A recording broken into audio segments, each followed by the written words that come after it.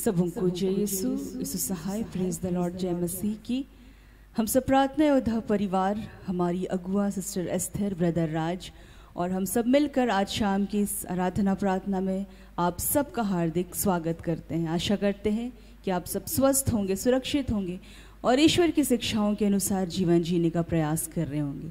तो आइए इस वक्त जब हम इस प्रार्थना सभा को शुरू करने जा रहे हैं तो हम सब जहाँ कहीं भी हैं एक मन हो, स्थिर हो और प्रार्थना की अवस्था में आए और इस वक्त हम लगातार प्रार्थना में बने रहें कि इस सभा के दौरान प्रभु फिर से हमारे हृदय को स्पर्श करे, फिर से प्रभु की उपस्थिति हम सबके बीच में आए ताकि पवित्र आत्मा हमारे साथ हो और हम सब फिर से हमारी जो भी प्रार्थना है, जो भी निवेदन है, जिन भी विषयों को लेकर आज हम आए हुए हैं, उन तमाम बातों को प्रभु हम सबके जीवन में पूर्ण करें। और साथ ही हम प्रार्थना करें पूरे विश्व के लिए कि पूरे विश्व में आज प्रभु के नाम का प्रचार हो, उनका सुसमाचार हो और सारे लोग आज प्रभु के नाम पर विश्वास करें। तो आइए इस प्रार्थना सभा को हम सब जब शुरू करने जा रहे हैं तो आज की आराधना प्रार्थना वचन की उद्घोषणा का जो क्रम है वो इस प्रकार है, जिसमें आरंभिक प्रार्थना करेंगे भाई ज्योतिष, आराधना में अगुवाई करेंगे भाई सुमित, भाई सूरसेन, भाई ज्योतिष, वचन को पढ़ेंगे भाई सुमित और वचन की उद्घोषणा और अंतिम आशीष की प्रार्थना भाई राज के माध्यम से होगी। तो आइए हम सब जहाँ कहीं भी हैं तैयार हों। धन्यवाद।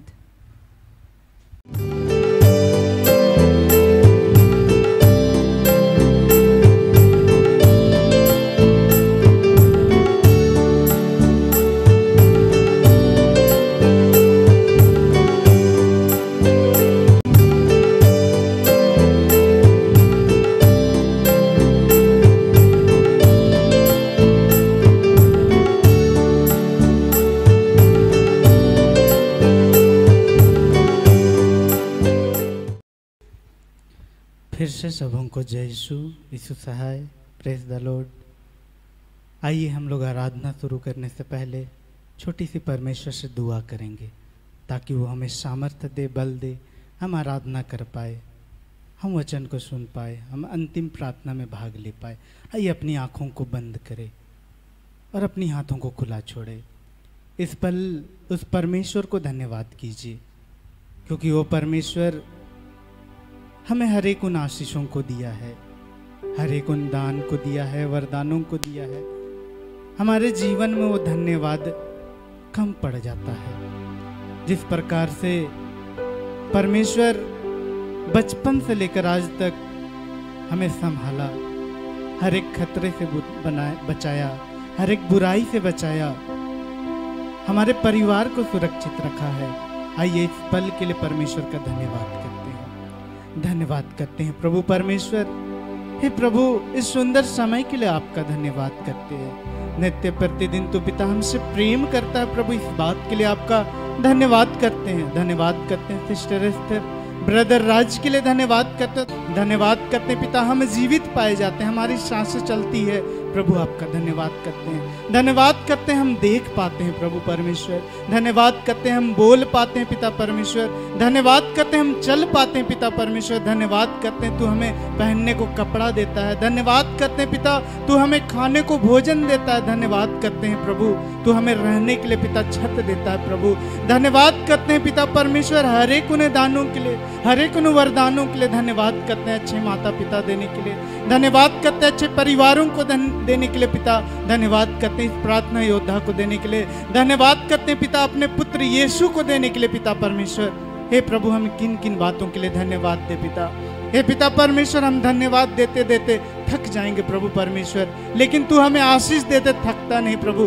धन्यवाद करते हैं आज हम अपने रोगों के लिए। धन्यवाद करते हैं आज अपने दुखों के लिए। धन्यवाद करते हैं पिता परमेश्वर अपने जीवन में तमाम उन तकलीफों के लिए। हे पिता परमेश्वर, इस आराधना को प्रभु आपके हाथों में देते हैं। जितने बच्चे जुड़ने वाले हैं और जुड़ चुके हैं पिता, उनको भी तेरे हाथों में देते हैं पिता परमेश्वर। उनके निवेदनों को तेरे हाथों में देते हैं पिता परमेश्वर। जब हम आराधना करें उनको भी तेरे हाथों में देते हैं पिता परमेश्वर। और धन्यवाद करते हैं पिता परमेश्वर, आज की संध्या वंदना को तूने सफल किया प्रभु परमेश्वर, आपका धन्यवाद करते हैं। हे पिता परमेश्वर, हर एक बातों को समर्पित करते हुए हर प्रार्थना को प्रभु यीशु के नाम से मांगते हैं।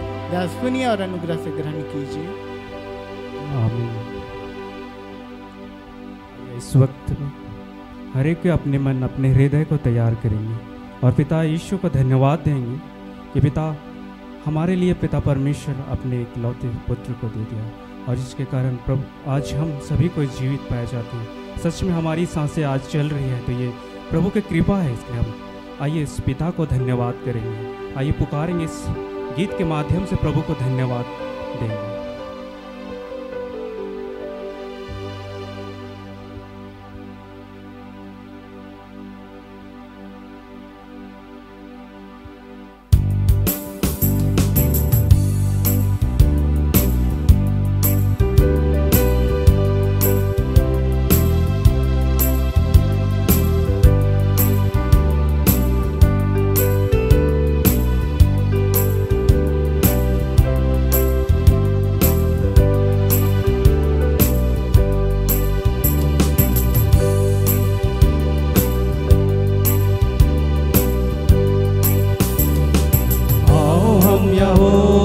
धन्यवाद करें, अपने सारे हृदय से वंदना करें। आओ हम यहोवा का धन्यवाद करें, अपने सारे हृदय से वंदना करें। उसके फाटकों में स्तुति करें और ललकारें, उसके फाटकों में स्तुति करें और ललकारें। आओ हम यहोवा का धन्यवाद करें, अपने सारे हृदय से वंदना करें। आओ हम यहोवा का धन्यवाद करें, अपने सारे हृदय से वंदना करें। उसके फाटकों में स्तुति करें और ललकारें, उसके फाटकों में स्तुति करें और ललकारें।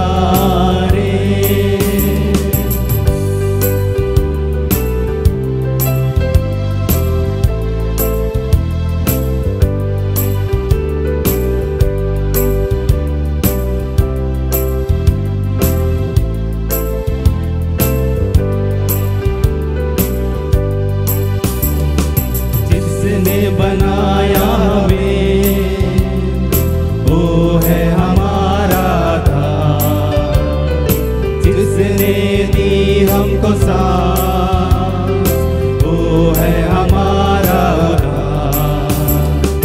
जिसने बनाया हमें वो है हमारा आधार, जिसने दी हमको सांस वो है हमारा उद्धार।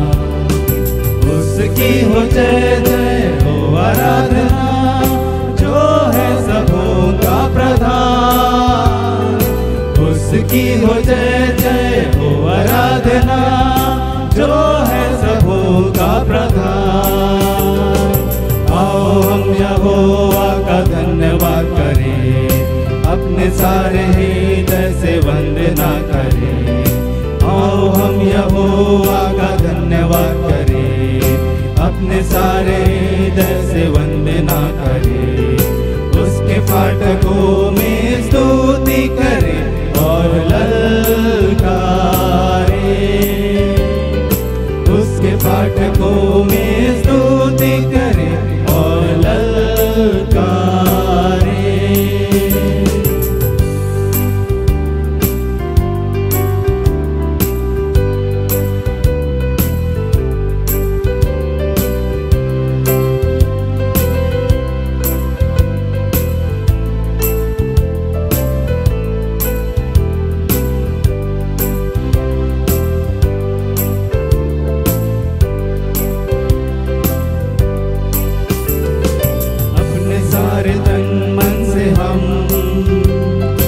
उसकी महिमा करें, वो है सिफा और नजात, उसकी प्रशंसा करें। अपने सारे तन मन से हम उसकी महिमा करें, वो है सिफा और नजात, उसकी प्रशंसा करें। वो है जग का त्राता और तारा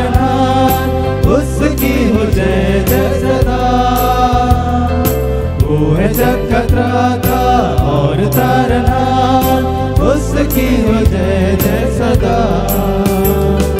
आओ हम यहोवा का धन्यवाद करें, अपने सारे हृदय से वंदना करें।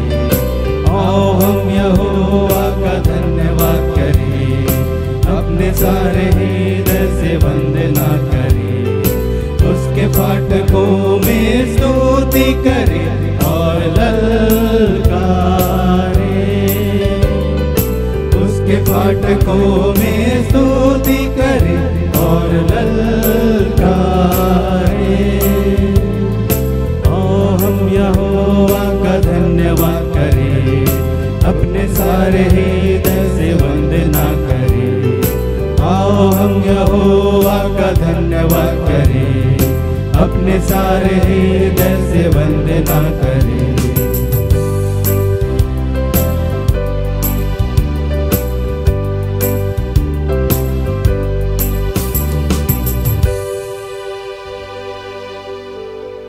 आइए इस घड़ी एक और गीतों को गा करके उस ईश्वर को महिमा देंगे, उसे धन्यवाद करेंगे कि उसने हमारे जीवन में अद्भुत कार्य को किया है। आइए हर एक बात के लिए उसे महिमा देते हुए एक गीत गाएंगे। गीत का बोल है, प्रभु का धन्यवाद करूंगा, उसकी संगति में सदा रहूंगा, साथ चलूंगा, मैं जय जरूर पाऊंगा, प्रभु का धन्यवाद करूंगा। आइए सारे मिलके इस गीत को गाते हैं।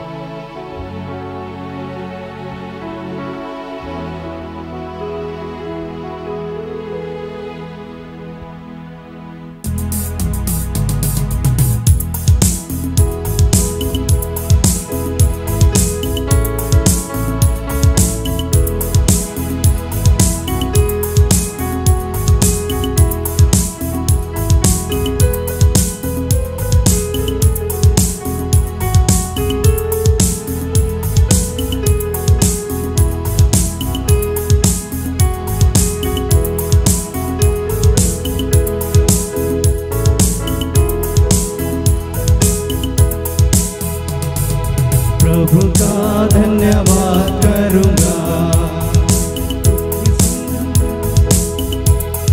संगति में सदा रहूंगा, साथ चलूंगा, मैं जय जरूर पाऊंगा, साथ चलूंगा, मैं जय जरूर पाऊंगा।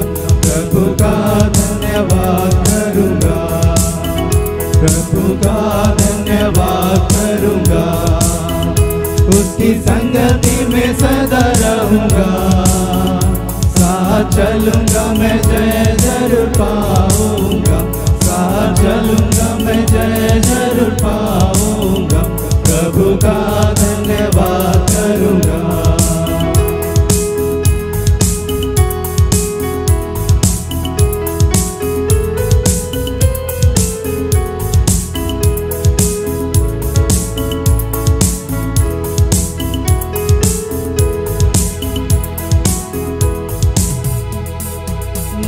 देगी मुझे दुनिया कभी भी कोई सुख और शांति आराम, ना देगी मुझे दुनिया कभी भी कोई सुख और शांति आराम। मेरे यीशु के संग धन्य संगति में सदा मिलती खुशी मुझको, मेरे यीशु के संग धन्य संगति में सदा मिलती खुशी मुझको। प्रभु का धन्यवाद करूंगा, उसकी संगति में सदा रहूंगा, साथ चलूंगा, मैं जय जरूर पाऊंगा, साथ चलूंगा, मैं जय जरूर पाऊंगा। प्रभु का धन्यवाद करूंगा।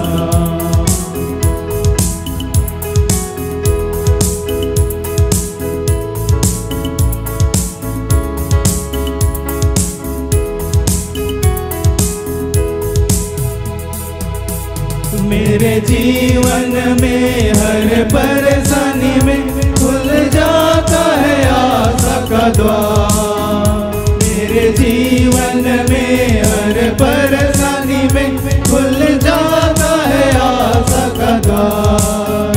कभी ना डरूंगा, कभी ना हटूंगा, चाहे जान भी देना पड़े। कभी ना डरूंगा, कभी ना हटूंगा, चाहे जान भी देना पड़े। प्रभु का धन्यवाद करूंगा, उसकी संगति में सदा रहूंगा। साथ चलूंगा मैं जय जरूर पाऊंगा, साथ चलूंगा मैं जय जरूर पाऊंगा। प्रभु का धन्यवाद करूंगा।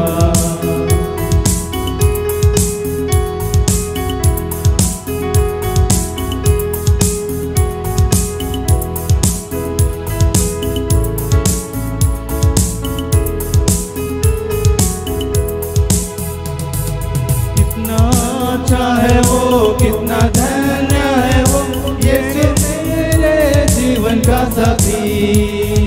कितना अच्छा है वो, कितना धन्य है वो, यीशु मेरे जीवन का साथी। मेरी जरूरत को पूरी करता है वो, कोई घटी नहीं मुझको। मेरी जरूरत को पूरी करता है वो, कोई घटी नहीं मुझको। प्रभु का धन्यवाद करूंगा, उसकी संगति में सदा रहूंगा। साथ चलूंगा मैं जय जरूर पाऊंगा, साथ चलूंगा मैं जय जरूर पाऊंगा। प्रभु का धन्यवाद करूंगा।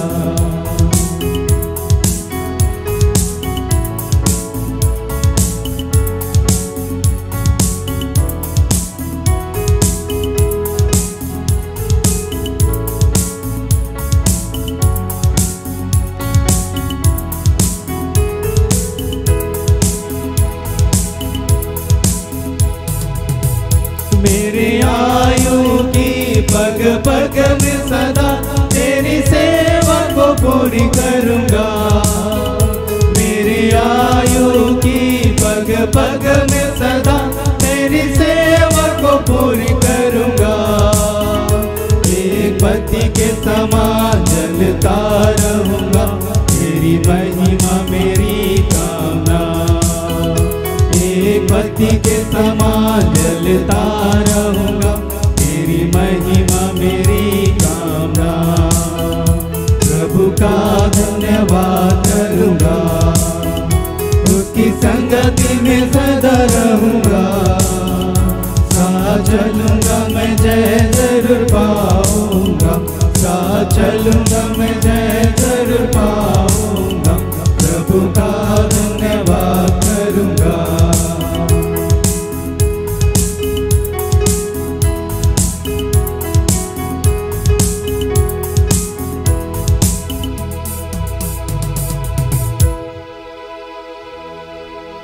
धन्यवाद प्रभु, धन्यवाद करते हैं पिता इस घड़ी प्रभु अपने जीवन के लिए। पिता धन्यवाद करते हैं हमसे जितने भी लोग जुड़े हुए हैं पिता, उन हर एक के लिए आपका धन्यवाद करते हैं। हे प्रभु धन्यवाद करते हैं इस घड़ी इस आराधनालय में जितने सारे लोग हैं। धन्यवाद करते हैं जितने सारे लोग यूट्यूब में जुड़े हैं पिता, हर एक के लिए, हर एक के परिवार के लिए पिता हम आपका धन्यवाद करते हैं। धन्यवाद करते हैं इस प्रार्थना योद्धा परिवार के लिए प्रभु। धन्यवाद करते हैं जितने लोगों को तू यहाँ लेकर के आता है पिता, हम आपका धन्यवाद करते हैं। हे पिता धन्यवाद करते हैं कि हम सबों के जीवन में प्रभु तूने अद्भुत कार्यों को किया है पिता। हे पिता धन्यवाद करते हैं कि आज हम स्वस्थ भला चंगा पाए जाते हैं पिता। धन्यवाद करते हैं कि आज हम जीवित पाए जाते हैं प्रभु। धन्यवाद करते हैं कि आज हम तुझे जान पाते हैं, ये कोशिश कर पाते हैं कि पिता हम तेरे मार्ग पे चल पाए प्रभु। हम आपका धन्यवाद करते हैं। हे पिता हम गिरते हैं लेकिन तू हमें उठाता है पिता, हम आपका धन्यवाद करते हैं। हम तुझे छोड़ देते हैं लेकिन तू हमें कभी नहीं छोड़ता, कभी नहीं त्यागता प्रभु। हम आपका धन्यवाद करते हैं पिता। हे पिता धन्यवाद करते हैं इस आराधना को तूने ग्रहण किया प्रभु। इस आराधना के लिए पिता हम आपका बहुत बहुत धन्यवाद करते हैं पिता। हे पिता इस घड़ी जब पिता हम आपके वचनों को सुनने के लिए जाएंगे प्रभु, हे पिता तो इस घड़ी तो अपनी आत्मा को देना पिता कि बस हम सुनने वाले नहीं लेकिन उस पर चलने वाले होने पाए प्रभु। हमें वो सामर्थ्य को देना हे पिता परमेश्वर, इस घड़ी पिता हम ब्रदर राज को आपके हाथों में समर्पित करते हैं प्रभु। हे पिता, जब उनके शरीर को तो उस घड़ी इस्तेमाल करेगा पिता, उनके मुख पे तू अपने शब्दों को देना प्रभु। हे पिता परमेश्वर, अंतिम प्रार्थना में पिता, हे पिता परमेश्वर, तेरी उपस्थिति होने पाए प्रभु, हम आपका धन्यवाद करते हैं। हे पिता परमेश्वर, धन्यवाद करते फिर से हर बात के लिए प्रभु। और इस घड़ी जितने जगह पे ऐसे आराधना प्रार्थनाएं हो रही है, वचन की उद्घोषणाएं हो रही है पिता, उनको भी आपके हाथों में समर्पित करते हैं पिता। और धन्यवाद के साथ प्रार्थना यीशु के नाम से मांगते हैं। दया से सुनिए और स्वर्ग के राज्य में ग्रहण कीजिए। आमीन।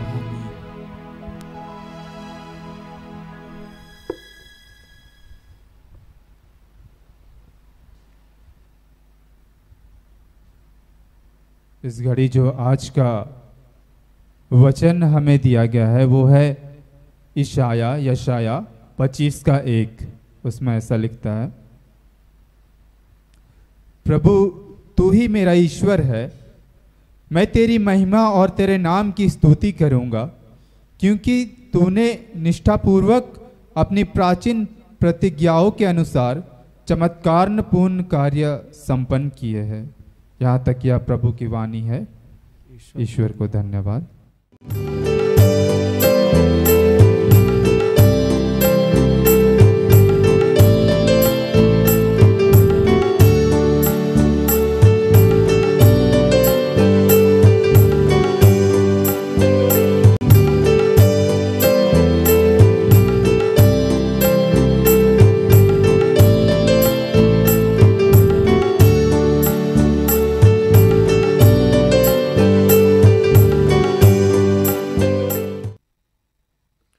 सबको जय यीशु। यीशु सहाय। आइए हम प्रार्थना करेंगे कि हे दयालु पिता, हे ईश्वर और पृथ्वी के सृजनहार, हे हम सबके रचयिता, तेरा धन्यवाद करते हैं आज के सुंदर और आशीषित दिन के लिए जो तूने एक नए अध्याय के रूप में हमारे जीवन से जोड़ दिया। धन्यवाद करते हैं प्रार्थना उदय परिवार के लिए, और धन्यवाद करते हैं हमारे जीवन से जुड़े हर बात, हर कार्य, हर लोग के लिए तेरा धन्यवाद करते हैं कि हे प्रभु, धन्यवाद करते हैं हम सबकी अगुआ और आपकी दासी सिस्टर एस्थर, और ऐसे जितने तेरे सेवक दास दासी हैं उन सबके लिए तेरा धन्यवाद करते हैं कि प्रभु इस वक्त जितने लोग मुझे जहाँ से देख रहे हैं, सुन रहे हैं, उन सब के लिए तेरा धन्यवाद कि पिता, गर्भ से लेके जो हमने वैसे कार्य जितने भी किए हैं जो आपकी इच्छा के विरुद्ध है, उसके लिए तुझसे क्षमा चाहते हैं। अपने पुत्र यीशु के लहू से धो से शुद्ध और पवित्र कीजिए, और इस वक्त जो वचन हम सब सुनना और सुनाना चाहते हैं उसमें हमारी मदद कीजिए। ये आपके बगैर संभव नहीं है प्रभु। जो भी डिस्टर्बेंस की बातें हैं, जो भी रुकावट की बातें हैं, वो सब यीशु आपके नाम से समाप्त करते हैं, और धन्यवाद की प्रार्थना प्रभु यीशु के जीवित और पवित्र नाम से मांगते हैं। दया से सुनो और स्वर्ग के राज में ग्रहण कर। आमीन।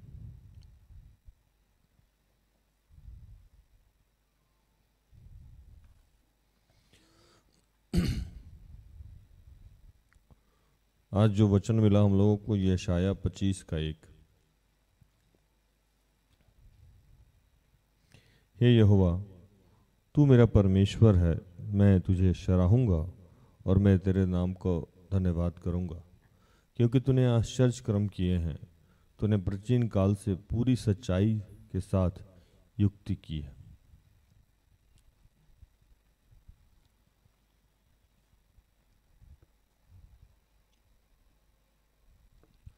वचन सुनने के बाद तो आप सबों को समझ में आ ही गया होगा कि प्रभु बोल रहे हैं कि धन्यवाद करें। इतनी बात तो समझ में आ ही जाती है।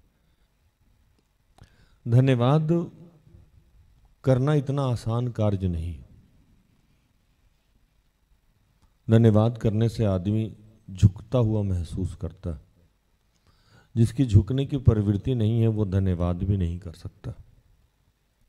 धन्यवाद करने से हम जिसके प्रति धन्यवादी होते हैं उसको महिमा भी मिलती है। तो हम अगर अपना क्रेडिट, अपना महिमा किसी और को नहीं देना चाहते हैं तो तब भी हम धन्यवाद नहीं कर पाएंगे। धन्यवाद करने से हमारे जीवन में विनम्रता स्थापित होती है। अगर हम स्वभाव से ढीठ हैं, हठी हैं, तो हम धन्यवाद नहीं कर पाएंगे।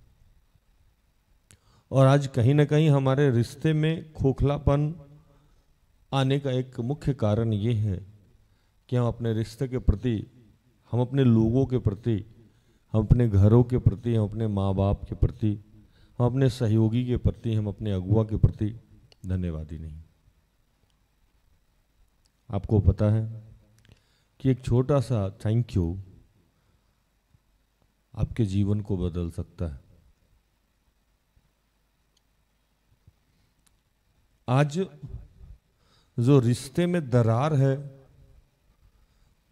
उसके पीछे का भी कारण यही है कि हम धन्यवाद नहीं बोलते। किसी ने बहुत मेहनत करी, आपके लिए बहुत अच्छा कॉफी बनाया, और आपकी जुबान से एक थैंक यू, एक धन्यवाद नहीं निकल पा रहा है। एक आलम यह हुआ, और दूसरा आलम यह हुआ कि वो बहुत अच्छे से कॉफी बना के लाया, बहुत मेहनत करी उसने, और आपने उसको थैंक यू बोला कि नहीं ठीक है, थैंक यू, बहुत टेस्टी कॉफी है, प्रभु आपको आशीष दे। जब वो दोबारा आपके लिए कुछ करने जाएगा तो बहुत ही उत्तेजित होके, एक्साइटमेंट के साथ वो आपके लिए वो कार्य करेगा, और उसको लगेगा कि नहीं, अगले ने मेरे प्रति आभार व्यक्त किया है, उन्होंने धन्यवाद व्यक्त किया है, ये उसका एक रिवार्ड होगा, ये उसके लिए एक पुरस्कार होगा, जो हम लोग आज अपने रिश्ते में और अपने परिवार में और अपने जानने वालों के बीच में नहीं दे पाते। धन्यवाद कहने में एक बहुत छोटा शब्द है, लेकिन पूरे सृष्टि को ये जोड़ के रखे हुए। मुझे मेरे पिता से, मुझे मेरे बच्चों से, मुझे अपने पत्नी से, मेरे अपने दोस्तों से आभार जो व्यक्त करते हैं हम, धन्यवाद जो व्यक्त करते हैं, थैंक यू जो हम कहते हैं, ये सब एक दूसरे को कोऑर्डिनेट करके रखता है, एक सब दूसरे को जोड़ के रखता है। और जब हम बार बार किसी व्यक्ति विशेष को या किसी सामने वाले व्यक्ति को हम लोग थैंक यू बोलते हैं, तो आपको पता है कि ये सिलसिला एक दिन एक गहरे रिश्ते में तब्दील हो जाता है। और इसीलिए हर सेवक, हर दास दासी और पूरा का पूरा बाइबल धन्यवादी बनाना सिखाता। पूरा का पूरा बाइबल हमें धन्यवाद करना सिखाता है। और मैं आपको बताऊं कि धन्यवाद जो शब्द है, ये अपने आप में कंप्लीट प्रेयर है। लेकिन इस बात को लोग समझता नहीं। धन्यवाद शब्द जो है अपने आप में एक कंप्लीट प्रेयर है। धन्यवाद शब्द ये है, दिखाता है कि हम उससे कनेक्टेड हैं, चाहे रिश्ता हो चाहे ईश्वर हो। हम जिससे कनेक्टेड नहीं रहेंगे उसके प्रति हमारा कभी आभार व्यक्त हो ही नहीं सकता है। हम जिससे कनेक्टेड नहीं रहेंगे उसके प्रति हमारा कभी धन्यवाद निकलता ही नहीं है। हम अगर उस रिश्ते में विनम्र नहीं हैं, हम उस रिश्ते में झुके हुए नहीं हैं, तो हमारे मुंह से, हमारे जुबान से कभी भी धन्यवाद नहीं निकलेगा। तो प्रभु कह रहा है कि आप धन्यवाद करें, धन्यवाद करें। और सिर्फ धन्यवाद एक ऐसा शब्द है जो आपको पूरा का पूरा दिन ईश्वर से जोड़े रहेगा।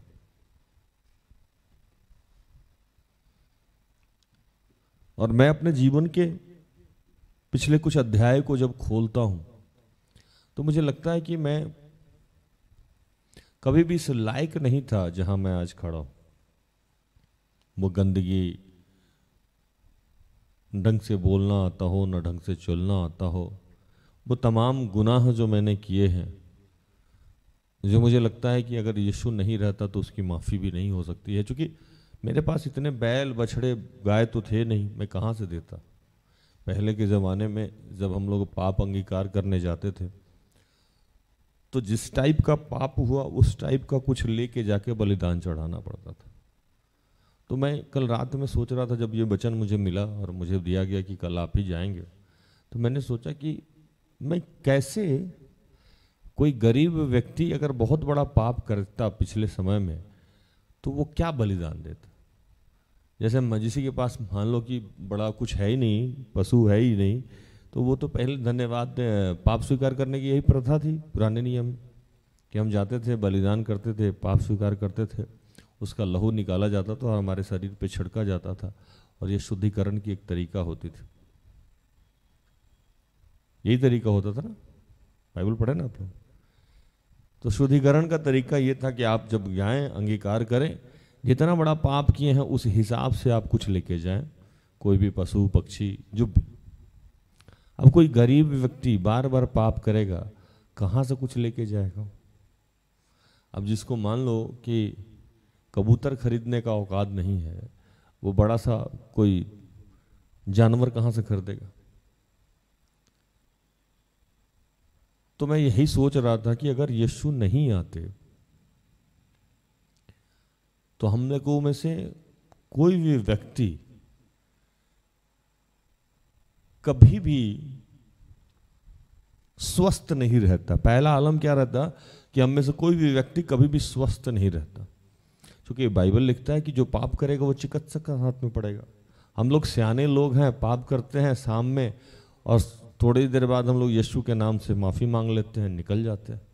नहीं तो अगर हम लोग अपने पाप को स्टोर करना शुरू करें तो हम लोग दूसरे ही दिन किसी अच्छे से हॉस्पिटल में एडमिट पाए जाए। हमारे यहाँ एक बहन है, हमारे यहाँ की एक प्रक्रिया है, जो लोग दूर से जानते हैं मैं उनको बताऊं।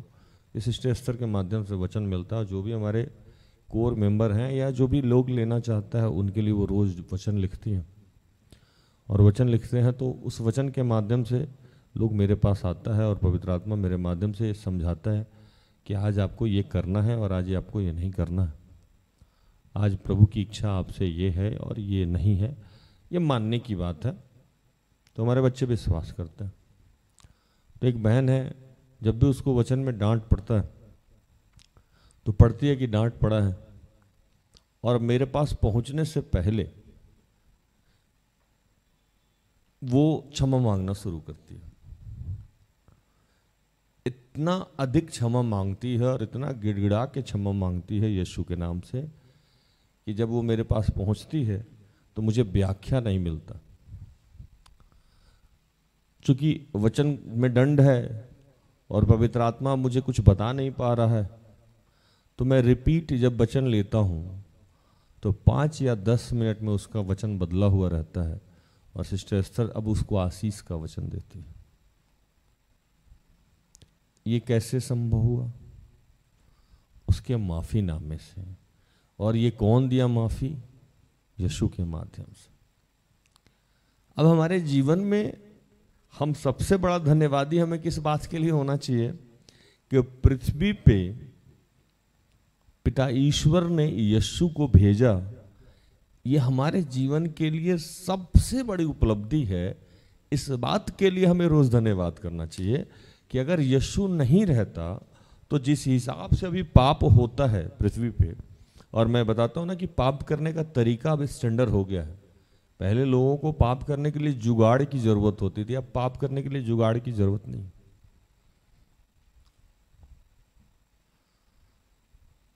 मैं छोटी छोटी बातें बताऊंगा आज। पहले पाप करने के लिए जुगाड़ की जरूरत होती थी, अब पाप करने के लिए जुगाड़ की जरूरत नहीं होती। कैसे, मैं बता रहा हूं। बचपन में जब मैं बचपन में ही बड़ा हो गया था, मतलब 6-7 में, तो कोई गलत चीज ढूंढना है, मान लो जैसे शराब ढूंढना है या गांजा ढूंढना है या कोई अन्य खाद्य सामग्री, नशे का खाद्य सामग्री ढूंढना है, तो उसके लिए हम लोगों को जाना पड़ता था दूर, मतलब कहीं और जाना पड़ता था। शराब का दुकान है तो पूरे शहर में एक है, तो वहाँ जाएंगे कि चाचा, मामा, काका, नाना, दादा कोई देख तो नहीं लेगा, है ना। या गांजा कहीं मिलता है तो वहाँ ढूंढना पड़ता था कि कहीं पुलिस से छुप के बेच रहा है, कहाँ बेच रहा है, नहीं बेच रहा। या कोई अन्य भी नशे का पदार्थ। अभी तो सिस्टम इतना अच्छा हो गया, होम डिलीवरी होता है, पाप करने के लिए घर पे उपलब्ध है। फोन कीजिए, शराब पहुंच जाता है, फोन कीजिए, अन्य नशे के सामान पहुंच जाते हैं आपके घर पे। अगर होम डिलीवरी नहीं भी हो रहा है, हमारे यहाँ अभी निकल के जाइए, बाएं साइड में मिलता है सारा सामान। इधर चर्च है, उधर शराब की दुकान है, इधर पाप कीजिए, इधर स्वीकार कीजिए, दोनों सुविधा है, आमने सामने, टेंशन ही नहीं है। अगला उधर मारता है, इधर जाकर स्वीकार कर लेता है, आमने सामने, एकदम फ्रंट पे बात करता है। शराब की दुकान और चर्च आमने सामने। जब भी मैं निकलता हूं मैं देखता हूं क्या जिंदगी जीता है लोग, क्योंकि हाईवे है, सब गाड़ी लगा लगा के खरीदे हुए। और भी जब इस तरीके से चीजों को आप समझेंगे तो वह विचार करने के लिए पहले लोग किसी एक खास मुख्य स्थान पे जाया करता था, वहां उसकी सुविधा उपलब्ध थी। अभी तो फोन पे घर पे आ जाता है लोग। पहले मैगजीन के माध्यम से हम लोग वह विचार करते थे, अभी तो वीडियो में, यूट्यूब में वीडियो में लाइव सब कुछ होता है। ऐसे ही अगर मैं गिनाऊं तो पूरा समय समाप्त हो जाएगा कि पाप करने का तरीका इतना स्टैंडर्ड हो गया है कि लगता ही नहीं कि पाप है कि पुण्य है। तरीका बदल गया। तरीका बदलने का मतलब है ना कि किसी भी प्रोडक्ट को अगर अच्छे से पैकेजिंग कर दो ना, उसका प्रेजेंटेशन भी ना अगर ढंग से हो जाए तो अंदर क्या है ये समझ में नहीं आता। आज पाप को ऐसे बेचा जाता है ना कि वो लगता ही नहीं है कि पाप है। हालेलुया। तो पाप करने का तरीका बदलते जा रहा है। और भी बहुत अन्य है, जो कि पाप पे तो मुझे बोलना नहीं है, लेकिन आज ये सुविधा हमारे पास उपलब्ध है कि हमारे पास यीशु है और हम लोग करते हैं और तुरंत से माफी मांग के हम लोग निकल जाते हैं। तो पहले तो हम लोगों को दिन भर इसलिए करना चाहिए कि जो लोग यीशु के पहले थे, वो लोग जब इतनी सुविधाएं उपलब्ध नहीं थी तब उन लोगों का तो ये उपाय होता था, किसी को कोढ़ हो जाता था, कोई अंधा होता था, कोई लंगड़ा होता था और अन्य विभिन्न प्रकार की समस्याएं होती थी। लेकिन जब आज के दौर में अगर यीशु नहीं रहते और इतनी सुख सुविधाएं रहती पाप करने के लिए और अन्य काम करने के लिए, और यीशु नहीं रहते तो हमारी क्या अवस्था रहती। हम तो सारा दिन बेड पे ही रहते, क्योंकि बाइबल लिखता है कि जो पाप करेगा वो चिकित्सक के हाथ में पड़ेगा। तो धन्यवाद तो हम लोगों को सबसे पहले, हमारे जीवन का सबसे बड़ा आश्चर्यक्रम तो ये है, और ये प्राचीन काल से होता आया, ये तो पहले से ही होता आया है क्या कि यीशु है पृथ्वी पे, यीशु हमारे बीच में है। इसलिए मैं बार बार कहता हूं कि मैं धन्य लोग हूं जो मैं यीशु के बाद जन्म लिया। मैं उन लोगों से भी ज्यादा आशीषित लोग हूं जो यीशु के पहले जन्म लिए, क्योंकि मेरे पास आज एक है ये उपाय। और इसके बाद दूसरा धन्यवादी हमको इसलिए होना चाहिए कि हम लोग यीशु को मानते हैं, जानते नहीं हैं, हम लोग मानते भी हैं। हम लोग को विश्वास का वरदान प्राप्त है। हालेलुया। क्या प्राप्त है? विश्वास का वरदान है। तो पहला हमारे जीवन में धन्यवादी हमें किस लिए होना चाहिए कि हम यीशु के बाद आए हुए लोग हैं। यीशु हमारे जीवन के लिए आया, पिता का इससे बेहतर कुछ प्रेम नहीं होना चाहिए, हो सकता है, तो इसके लिए हमें धन्यवादी रहना चाहिए। और दूसरा धन्यवादी इसलिए रहना चाहिए कि पिता ने हमें चुना, विश्वास का वरदान दिया, और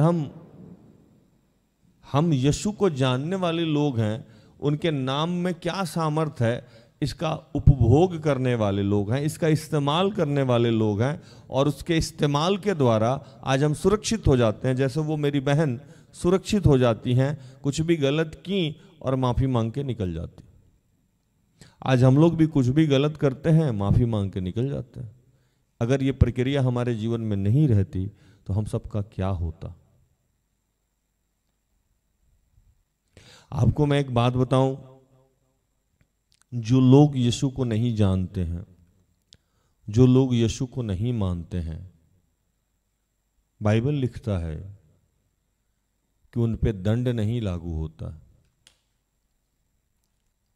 उनको पनिशमेंट नहीं दिया जाता है। बाइबल लिखता है ऐसे लोगों के लिए कि उनका सर्वनाश होता है, फिनिश। हालेलुया। उनका क्या होता है? नाश होता है, सर्वनाश होता है। क्योंकि हमें और आपको ये सुविधा उपलब्ध है कि हम गलती करते हैं तो पवित्र आत्मा के सामर्थ्य के द्वारा, हम यीशु मसीह के नाम के द्वारा हम निकल जाते हैं, और थोड़े दिन पनिशमेंट पाने के बाद, थोड़े दिन दुख उठाने के बाद हम अच्छे से जीवन जीने लगते हैं। लेकिन वो लोग जो यीशु को ना जानते हैं ना मानते हैं, जिनको देख के आपको लगता है कि वाह क्या लाइफ जीते हैं, वो इसलिए लगता है क्योंकि फाइनली वो समाप्त होने वाले हैं। उन पे कोई पनिशमेंट या दंड या ऐसी कोई बातें लागू प्रभु नहीं करता है, क्योंकि वो कहता है कि मैं जिसको दंडित करता हूं, मैं जिसकी ताड़ना करता हूं, वह व्यभिचारी की संतान नहीं, वो मेरी संतान है, और जिसकी मैं नहीं करता हूं वो व्यभिचारी की संतान है। तो सबसे बेहतर चीज हमारे जीवन में मैंने जो बताया कि हमें धन्यवाद क्यों करना चाहिए, कि सबसे बड़ा आश्चर्य तो हमारा और आपके जीवन में ये है कि हम यीशु के बाद पैदा हुए, और दूसरा आश्चर्यक्रम हमारे जीवन में ये है कि यीशु का नाम हमारे जीवन में एक विश्वास की तरह आया, और हम उसे इस्तेमाल करके आज बहुत सारे परेशानियों से निकल जाते हैं। थोड़ी बहुत कठिनाइयां हमारे जीवन में आती है, लेकिन अंत भला होता है, और एक कहावत है कि अंत भला तो सब भला, अंत भला तो सब भला। तो दूसरा धन्यवादी हमारे लिए ये होना चाहिए कि यीशु के नाम को हम इस्तेमाल करते हैं, नहीं तो सोच के भी हृदय कांप जाए कि क्या होगा हम लोगों का। जो लोग जानते हैं यीशु को, जो लोग मानते हैं यीशु को, उनके जीवन में तो इतनी सारी समस्याएं हैं। जो लोग नहीं जानते हैं, जो लोग नहीं मानते हैं, उनका क्या होगा।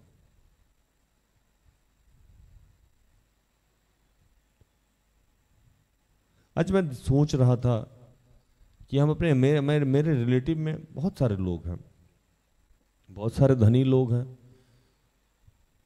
अच्छे अच्छे लोग हैं, सब लोग हैं, और हमारे फैमिली के लोग उन लोगों से प्रभावित भी हैं। लेकिन जिन लोगों से ये लोग प्रभावित हैं,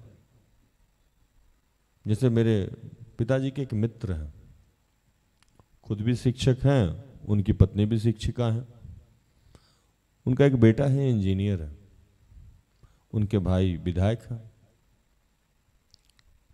पहले से रिच था लोग, आज भी रिच है, पेंशन आता है, दोनों भाई हस्बैंड को इकलौता बेटा है, शादी हो गई। हमारे फादर के लिए, हो सकता है पिताजी सुन रहे हैं मेरे, हमारे फादर के लिए आइडियल फैमिली में से एक फैमिली वो भी। लेकिन वो जो उनके मित्र हैं, वो बोलते हैं मेरे पिताजी को, मेरा इलाज तो बैंगलोर में ही होता, इधर तो मैं दिखाता नहीं। और वो इतना प्राउड फील करते हैं ये बोल के, मेरा बेटा तो फ्लाइट से मुझे बुलाता है, हम दोनों हस्बैंड वाइफ फ्लाइट से हर मंथ जाते हैं। अरे ईश्वरी, मेरे इलाज पे 1 लाख 1.5 लाख रुपया खर्चा बोलता। जैसे मैंने आपको बताया ना, और हम लोग गरीब लोग हैं, मेरे फादर के बीमारी में 500 रुपया लगता है। तो अभी समझिए इस बात को, हम लोग उतने लोग नहीं है कि 1 लाख रुपया इलाज कराने जाएं, लेकिन शैतान कैसे भरमा के रखता है कि वो आशीषित है। कौन? जो 1 लाख रुपया 1.5 लाख रुपया डॉक्टर को दे रहा है, बाई फ्लाइट वो बेंगलोर इलाज कराने जा रहा है, उसका बेटा बहुत अच्छा, हर मंथ खर्चा कर रहा है। ये आइडियल फैमिली। क्यों? तो वो यीशु को नहीं जानते हैं। हमारे पिताजी और हम लोग यीशु को जानते हैं, तो वो 1 लाख रुपया तब्दील होकर 500 रुपया में बदल गया। इसके लिए आज हमें धन्यवादी होना चाहिए। एक आइडियल फैमिली। एक दूसरा आइडियल फैमिली मैं बताऊं आपको, धनी मनी सबको जानने वाले, उनके इकलौते बेटा नहीं, एक और बेटा, वो BSNL में कैसे भी करके JE हो गया, जूनियर इंजीनियर हो गया। पापा जी बहुत प्रभावित रहने वाले। मैं कुछ सालों से देख रहा हूं कि धन है, मकान है, लेकिन जिससे ये प्रभावित थे उनको तरह तरह की बीमारियां हुई और लास्ट ईयर उनका देहांत हो गया। मैंने बताया ना आप कि जो ईश्वर को नहीं मानता उसका क्या हो जाता है? सर्वनाश हो जाता है। जो लोग यीशु को नहीं मानते वो इंस्टॉलमेंट में नहीं मारता, वो धड़ाक से मार के खत्म कर देता। उन पे हम लोगों को भी आदत होती है ना कि हम लोग थप्पड़ उसको मारते हैं जिसको सुधारना है, जिससे मतलब ही नहीं है उससे क्या मतलब है। ये ईश्वरीय स्वभाव है। तो आज मैंने 2 उदाहरण दिया आपको कि आपको जो लगता है कि अगल बगल लोग जो यीशु को नहीं जानते वो बहुत फलवंत हो रहे हैं, फलवंत नहीं हुए। वेट करिए, आप जो जानते हैं उनके लाइफ में और आपके लाइफ में बहुत फर्क है, क्योंकि वो पाप पे पाप किए जा रहे हैं और यहाँ भुगत रहे हैं, और आप यीशु को जान के माफी मांग ले रहे हैं, इसीलिए वो आपका 1 लाख का बीमारी का पैसा 500 रुपये में तब्दील हो रहा है। ये रहम है, ईश्वरीय करम है, जिसके लिए आपको धन्यवादी बने रहना चाहिए। मैं देखा कोरोना में कि जो लोग पे ईश्वरीय कृपा ज्यादा थी उनके जीवन में कोई समस्या आई भी तो कुछ नहीं हुआ। मैं कई बार सोचा कि अगर मेरे पिताजी एडमिट हो जाते तो ना मेरे पास इंश्योरेंस है ना बैंक बैलेंस है, कहां से मैं इतना पैसा लाता।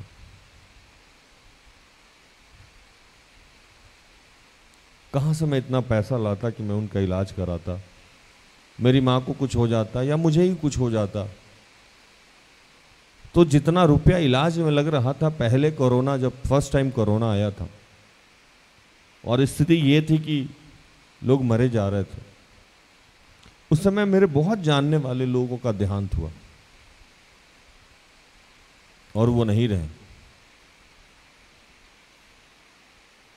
लेकिन मरता तो सबको ही है, मरने पे किसी की टिप्पणी नहीं है। मेरे एक मित्र के पिताजी को यहाँ एक अच्छे से हॉस्पिटल में एडमिट कराया गया। वो महज 2-4 दिन एडमिट रहने के बाद उनका देहांत हो गया। और वो मैं पहले से समझता था कि ये व्यक्ति अच्छा है, इसका जीवन शैली अच्छा है, इसको कोई परेशानी नहीं होगी। और ठीक उसी प्रकार हुआ। वो कहीं बाहर बीमार पड़े, उनको यहाँ लाया गया, 2, 3, 4 दिन 5 दिन एडमिट रहे और उनका देहांत हो गया। लेकिन मेरे एक दूसरे रिलेटिव जो बरसों से बीमार आ रहे थे, उनको शुगर था, किडनी फेल था, घुटने का कितने बार ऑपरेशन हुआ था और अन्य कई बीमारियां थी उनके जीवन में, उनको भी कोरोना हुआ और वो काफ़ी दिन तक एडमिट रहे, लाखों रुपया लगा और फिर उनकी मृत्यु हुई। मृत्यु तो सबका तय है, मैं भी मरूंगा, सब मरेंगे, लेकिन एक का मृत्यु बता के गया कि वो अच्छा व्यक्ति था, दूसरे का मृत्यु बता के गया कि उसके बाद जो वो व्यक्ति ठीक नहीं था। बात है ईश्वर को मानना, यीशु को मानना। आप कभी समझ नहीं पाते हैं कि प्राचीन काल से, बीते समय से ईश्वरीय कितना कृपा है आप, क्योंकि आप उसको देखना ही नहीं चाहते। प्रभु आज कह रहा है कि आप इतने धन्यवादी हो, इतने धन्यवादी हो जितना आप सोच भी नहीं सकते, उससे ज्यादा आपको धन्यवादी होना चाहिए। क्योंकि वो जो अद्भुत, मैं बताऊं आपको कि आज मैं कई बार सिस्टर स्तर से कहता हूं कि हम लोग सुबह घर से निकलते हैं और शाम में घर अपने बाल बच्चे, अपने पत्नी के पास अगर पहुंच जाएं, ये सबसे बड़ा धन्यवाद होना चाहिए प्रभु का। क्योंकि कितने लोग अपने घर से निकल के वापस नहीं पहुंचते। हाँ ये नहीं, मैं लास्ट टाइम कुर्सी से गिरा, मुझे खरोच तक नहीं आया। ये प्रभु का आश्चर्य नहीं तो क्या है। जब आप इन चीजों को देखेंगे तो आपको लगेगा कि धन्यवादी आपको क्यों होना चाहिए। लेकिन चूंकि आपका नजरिया वो ढूंढता ही नहीं है, ढूंढता वही है जो नहीं है आपके पास। इसीलिए जब मैं यूथ क्लास को संबोधित करता था तो मैंने एक दिन कहा भी था कि भैया जो मिला है उसको लिख लो, और जो नहीं मिला है उसको लिख लो। पता लगेगा कि जो नहीं मिला है वो बहुत कम मात्रा में होगा, उसका नंबर्स कम होगा, जो मिला है वो बहुत ज़्यादा मात्रा में होगा। लेकिन जो मिला है वो आपको दिखता ही नहीं है, वो आपको लगता है कि ये कोई आश्चर्यक्रम थोड़ी है। अभी मैं सांस ले रहा हूं, ये कोई आश्चर्यक्रम थोड़ी ही है। ये आश्चर्यक्रम तो तब लगेगा जब हम वेंटिलेटर पे जाएंगे, और जब नॉर्मल तरीके से नहीं ले रहे हैं, मुंह में 50 को माइक लगा के, पाइप लगा के और ये लगा के जब सांस दिला रहा है, तो लगेगा अच्छा वो आश्चर्य है। ये आश्चर्य है कि वो आश्चर्य है? ये आश्चर्य है ना। लेकिन इसके लिए हम लोग धन्यवादी नहीं हो सकते। अभी नॉर्मल खाना हम बाइट करते हैं, चबाते हैं, च्युइंग करते हैं और निगल लेते हैं, ये आश्चर्य थोड़ी लगता है। अभी मैंने कुछ दिन पहले देखा कि यहाँ गला काट के यहाँ से फूड पाइप डाल के वो लगाया जाता है। बहुत अच्छा डॉक्टर है, इधर से खाना खिलाता है। ये आपको आश्चर्य लगता है, लेकिन ये वाला आश्चर्य आपको नहीं लगता है। इसके माध्यम से आप थैंक यू नहीं बोल सकते हैं, लेकिन जब यहाँ काट के जब पाइप डायरेक्ट डालता है तो आपको थैंक यू निकलता है। प्रभु बहुत अच्छा डॉक्टर दिए, सीधे डाला। फितरत ही खराब है हम लोगों का। जो चीज आसानी से मिल जाता है उसकी अहमियत नहीं है, जो चीज कठिनाई से मिलता है उसकी अहमियत है। हालेलुया। तो जब आप बताएंगे ना, जैसे अभी नॉर्मल मैं देख रहा हूं तो मैं इसके लिए कभी धन्यवाद नहीं किया, लेकिन धन्यवाद प्रभु चश्मा से देख पाता हूं। बहुत अच्छा चश्मा बनाया आपने। चश्मा क्या हाई लेवल का चश्मा बना, क्या डॉक्टर था, समझ लिया मेरा बीमारी। अरे उतना बड़ा डॉक्टर जो बचपन से मैं बिना चश्मा का देख रहा था, इस बात के लिए कभी धन्यवाद नहीं निकला। इसलिए मैंने आपको बोला ना कि लिस्ट बनाई।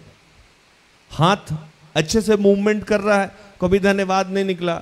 कटने के बाद जब मशीन लगेगा, अरे क्या टेक्नोलॉजी है प्रभु, धन्यवाद। ये टेक्नोलॉजी अच्छा है। वो जो बाद में जो आया वो टेक्नोलॉजी अच्छा है, लेकिन ये वाला टेक्नोलॉजी जो नॉर्मल काम कर रहा है, इसीलिए कभी कोई ईश्वर को धन्यवाद नहीं। मुझे याद है कोरोना काल में मुझे फोन आता था, भैया ऑक्सीजन सिलेंडर मिलेगा? हम क्या मिल जाएगा। अरे थैंक यू भैया, आप कितने अच्छे हैं, प्रभु को धन्यवाद जो ऑक्सीजन बनाया उसके सिलेंडर में बना। मैंने कहा क्या तरीका है, फ्री में मिल रहा था तो आज तक किसी ने ऑक्सीजन, प्रभु मैं सांस ले पा रहा हूँ, फ्री में ऑक्सीजन मिला है। कोरोना से पहले किसी को इसको अहमियत नहीं पता था, कभी धन्यवादी नहीं हुआ।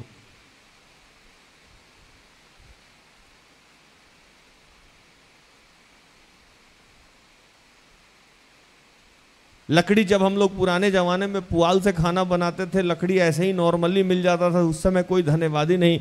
जब शहर में आते हैं और कोई भाई को बोलते हैं ठंडा के लिए लकड़ी का इंतजाम कर देना, वो एक टेम्पू लकड़ी लेके आता। अरे थैंक यू भाई, क्या है। मुझे याद आता था कि अरे ये तो मेरे दरवाजे पे ना बल्क लेवल पे फेंका रहता था, कभी मैंने इसके लिए थैंक यू नहीं बोला।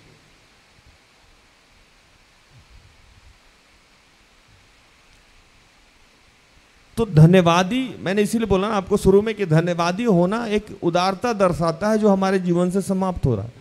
और जो चीज़ आसानी से मिलता है उसको धन्यवादी हम लोग नहीं करते। प्रभु बोल रहा है कि ऐसे ही बहुत सारे चीज़ों को जब आप ढंग से देखिएगा तो आपके लाइफ में लगेगा कि कितना बेहतर है।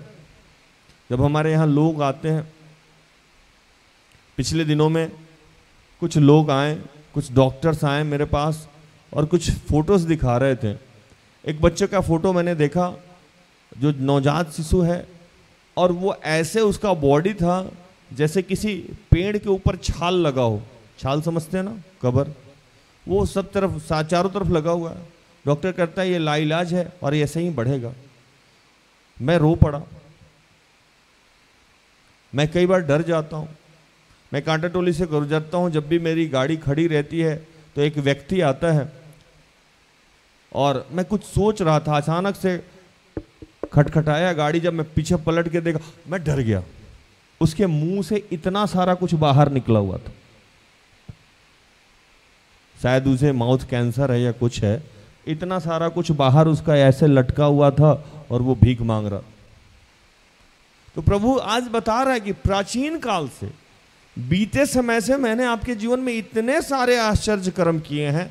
उसी के लिए अगर आप धन्यवाद करो, उसी के लिए अगर आप जीवन भर धन्यवादी बने रहो तो ही बहुत है। नया चीज का कहाँ जरूरत है, नई चीज की क्या जरूरत है। मैं आज सिस्टर एस्थर मेरे से बात कर रही थी, मैंने उनको दोपहर में कहा, सुबह में कहा कि प्रभु ने मुझे जितना दिया है बहुत दिया है, मैं इसके लायक ही नहीं था, कभी भी मैं इसके लायक नहीं था। मैं कल रात में 1 बजे तक अपना ही स्पीच सुन रहा था और अपना ही प्रार्थना सुन रहा था। पत्नी को मैंने जाके बोला जाके सो जाओ, वो 10:30 11 बजे। मैंने कहा कि जो वहां व्यक्ति खड़ा है वो मैं नहीं हूं, जो वहां बोलता है मेरा स्वभाव है ही नहीं।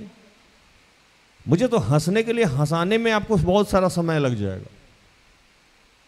जो लोग मेरे साथ मेरे घर पे रहते हैं वो जानते हैं कि हंसी तो बहुत कीमती है मेरे लिए। मैं हंसूं इसका मतलब कि बहुत ज्यादा मेहनत करता है लोग, अगल बगल वाला लोग, तो मैं हंसता हूं। वो व्यक्ति पूरा का पूरा स्टेज पे हंसता हुआ, हंसाता हुआ, कभी जिसको बाइबल नहीं आता हो वह बाइबल के बारे में समझाता हुआ, इससे बड़ा आश्चर्य तो पूरे पृथ्वी पे मेरे लिए कुछ नहीं हो सकता। मैं किसी के सर पे हाथ रखूं और उसे पवित्र आत्मा की उपस्थिति महसूस हो जाए, इससे बड़ा आश्चर्य तो मेरे जीवन में कुछ हो ही नहीं सकता। इन्हीं हाथों से हथियार चलाने वाला आदमी और इन्हीं हाथों से पवित्र आत्मा निकलता, पवित्र आत्मा का सामर्थ्य निकलता, इससे बड़ी कुछ आश्चर्य मेरे जीवन में तो नहीं हो सकती। मैं रामपुर में जब पहली बार प्रचार कर रहा था तो महज 10 आदमी 5 आदमी भी होगा,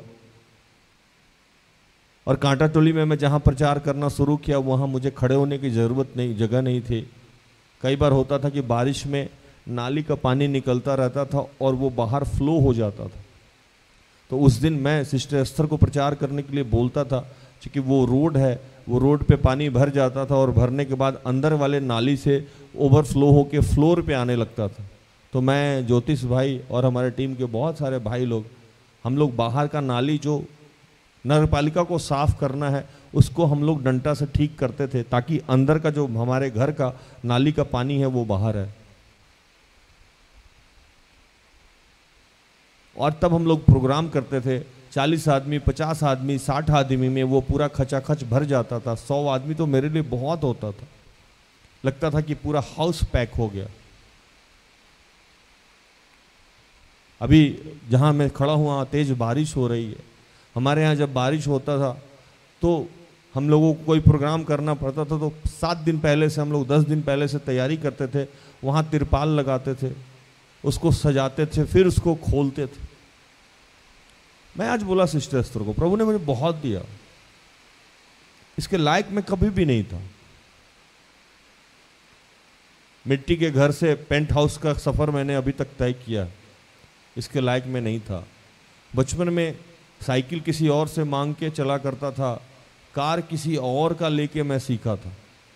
आज अपनी खुद की गाड़ी है, चौथी या तीसरी या चौथी गाड़ी है, इसके लायक मैं नहीं था। जब आप भी सोचिएगा, आज जब यहां हाउसफुल होता है मैं बैठ के रोता हूं। जिसको खुद खाने का नहीं हो वो हजारों आदमी को अगर एक साथ खाना परोसता हो, इससे बड़ा आश्चर्य कुछ नहीं हो सकता है।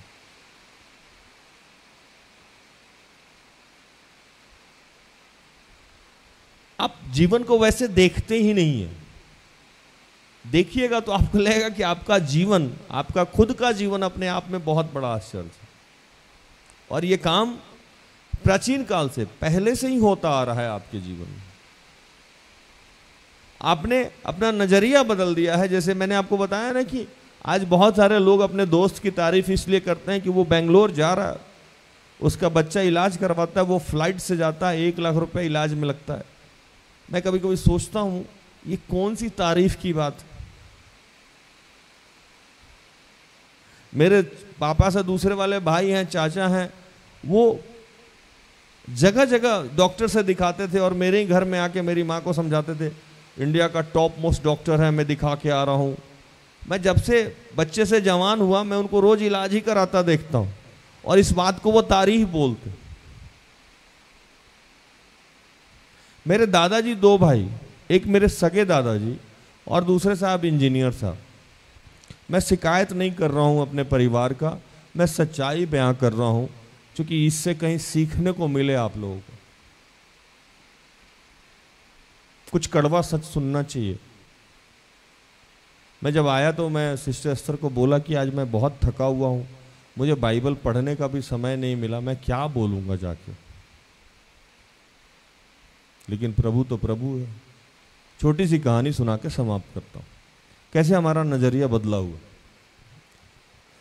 दूसरे वाले दादाजी इंजीनियर, बहुत प्यार करते थे हमको। बचपन में मेरे घर में कोई नहीं था इसलिए मैं लाडला था। उनको सब लोग साहब बोलते थे, मैं उनका पोता था बड़ा वाला, इसलिए मेरा बचपन में एक नया नामकरण हुआ था, लाल साहब। साहब के लाल, लाल साहब। तो सारे लोग मुझे लाल साहब के नाम से पुकारते थे। बहुत दुलार से बचपन में पढ़ा, 1-2 साल बहुत दुलार से। उनके पास डिवीज़न था जिसमें एसडीओ लोग रहते थे, वे एक्जीक्यूटिव इंजीनियर थे। तो 8-10 डिवीज़न होता है कि एक्जीक्यूटिव इंजीनियर के अंडर में, तो जितने एसडीओ थे उन सबके पास जीप था। तो हमारे दरवाजे पे 10-11 जीप और इनकी एक मेजर गाड़ी और एक सरकारी जीप। मतलब बचपन में मैं केजी में जब रहता था तो निकलने के समय 8-10 जीप और एक कार लगी हुई रहती थी, किस पे जाना है, कहाँ जाना है। ये मेरे खेलने के लिए मुझे बैडमिंटन और बैट बॉल एसडीओ लोग खरीद के लाता था कि पोता इनका खुश रहेगा तो मेरा टेंडर पास हो जाएगा, मेरा बिल पास हो जाएगा। दादाजी घूस लेना नहीं चाहते थे, लेकिन मेरी छोटी वाली दादी घूस लेने के लिए उनको प्रेरित करती थी। कैसे चलेगा? आलम यह है कि घूस लेके वो रोज़ रोते थे, और केजी या 2 केजी का मैं बच्चा था, मुझे आके कहते थे कि भुगतना बेटा मुझे ही पड़ेगा, ये सब तो खा पी के निकल जाएगा, लेकिन धर्म जितना मैं जानता हूँ कि भुगतना इतना ही पड़ेगा। बहुत दुर्घटना सुना के मैं इसको समाप्त कर देता हूँ। ये दूसरे वाले दादाजी और पहले वाले दादाजी जो मेरे अपने सके दादाजी थे, वो सुपरवाइजर थे। अंग्रेज के ज़माना में घोड़ा से घूमते थे। घोड़ा से घूमने का मतलब है कि अंग्रेज लोग का पहले ईख का, गन्ना का फार्म होता था, खेत होता था, उसके वो सुपरवाइजर थे। तो उनको घोड़ा से घूम घूम के सारा काम करते थे। अंग्रेज का बदबू आता था उनके अंदर, कड़क आवाज़, इधर रहो उधर रहो, जातवाद, गरीबी अमीरी, बहुत अकड़ के रहते थे। वो अपने आप को किसी को लगाते नहीं थे। मतलब स्थिति ये था कि मेरे दरवाजे पे अगर कोई हरिजन एसटी, बुरा नहीं मानिएगा आप लोग, चला जाए तो वहाँ जूता खुलवाते थे, बोलते थे उधर जूता खोल के इधर आओ, सीढ़ी पे नहीं चढ़ना। बर्तन भी दूसरा मेरे घर में मिलता था बचपन के लिए, उन लोगों का अलग बर्तन है, बर्तन लेके आओ। अगर वो कोई आया बैकवर्ड क्लास से या एसटी क्लास से या एससी क्लास के, तो वो मेरे दरवाजा पे भी नहीं आता था, उधर खड़ा रहो, वहां खड़ा रहो। खाना बाहर से निकाल के और कोई दूसरा व्यक्ति जाके उसको ऐसे डालता था कहीं टच ना हो जाए, और आने के बाद वो बर्तन वहीं धुलाता। कोई गलती से मोहम्मदन या किसी अन्य जाति का लोग या एसटी परिवार का लोग या एससी परिवार का लोग अगर मेरे यहाँ कप में या गिलास में चाय पी लिया, बाबा जी नहीं है, तो उसमें बालू से उसको साफ किया जाता था, उसमें आग रखा जाता था। पूरा अंग्रेज का स्वभाव था उनके अंदर, कड़क के रहना, गुस्सा करना। लेकिन यही सब उनमें कमी थी। दोनों दादाजी का मैं मृत्यु बता रहा हूं आप।